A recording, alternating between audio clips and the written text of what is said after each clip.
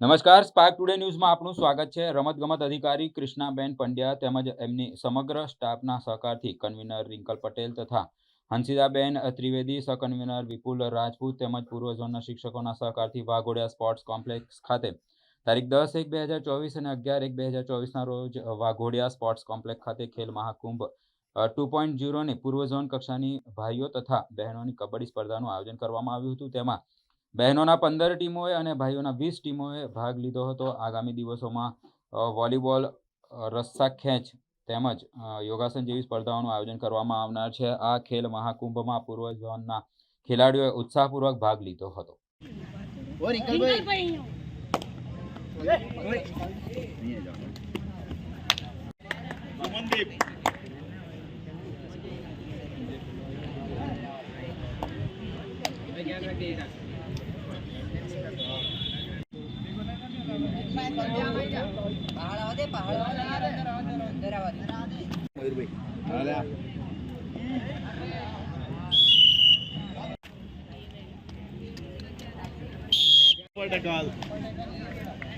तो 100 होती 30 सेकंड होता सब होता है।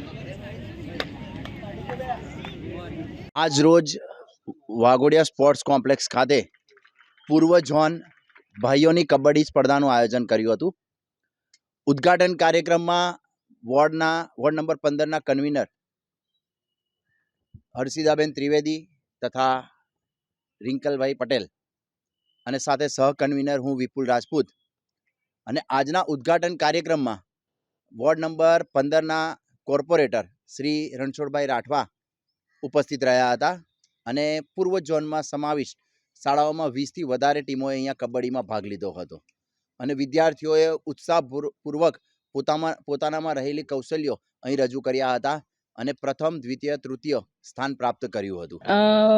હું હર્ષિદા ત્રિવેદી, પૂર્વ ઝોન કન્વીનર છું। વાઘોડિયા સ્પોર્ટ્સ કોમ્પ્લેક્સ ખાતે આજે કબડ્ડીનું આયોજન છે।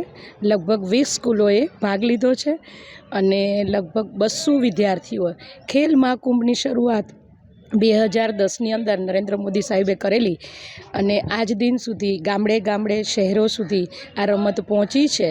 આની અંદર 34 રમતોની અંદર દરેક બાળકોથી લઈને સિનિયર સિટીઝન સુધી તમામ ખેલાડીઓ આની અંદર રસપૂર્વક ભાગ લે છે અને આની અંદર પ્રમાણપત્રો અને રોકડ પુરસ્કાર આપવામાં આવે છે અને વિદ્યાર્થીઓ શાળા કક્ષાએથી ભાગ લે છે અને દરેક સ્પર્ધક પોતે ગમે ત્યાંથી આશરે અત્યારે 20 ટીમોએ ભાગ લીધો છે અને આજે ભાઈઓની કબડ્ડીની સ્પર્ધા છે।